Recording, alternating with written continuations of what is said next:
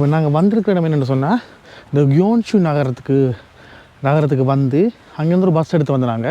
புல்குசான்னு சொல்லி ஒரு பௌத்த டெம்பிள்னு சொல்லிச்சினேன். இது வந்து மிகவும் பழமையான டெம்பிளாக. இப்போ இங்கே வந்து பார்க்க வந்து வார வழியில் வந்து நல்ல இயற்கையாக தான் இருந்தது. ஃபுல்லாகவே வந்து ஒரு சைட்டில் வயல்வெளிகளாக இருந்துச்சு, இன்னொரு சைட்டில் வந்து நல்ல அழகான மரங்களாக இருந்துச்சு. வீடுகளை கூட பார்க்க இந்த இடத்துல வந்து எப்படின்னு சொன்னால், இந்த இடத்துக்கு வர வழியில் வீடுகளை பார்க்க எப்படி இருந்துச்சுன்னா பழமை மாறாமல் அப்படியே இருந்துச்சு.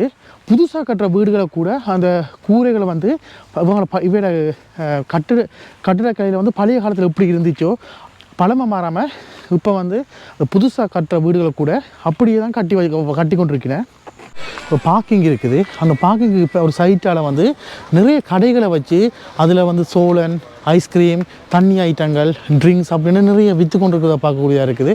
ஏன்னா இப்போ நிறைய பேர் வந்து இப்போ கோவிலுக்கு போயிட்டு திருப்பி வரைக்கும் வந்து இது கொஞ்சம் மலையில் இருக்குது, ஏறி வரணும். இப்போ களைச்சி போனாங்க என்ன செய்யணும்னா இங்கே ட்ரிங்க்ஸையோ இல்லாட்டிக்கு வந்து ஏதாவது சாப்பாட்டு ஐட்டங்களோ வேண்டி போகிறதா நாங்கள் பார்க்கக்கூடியதாக தான் இருக்குது.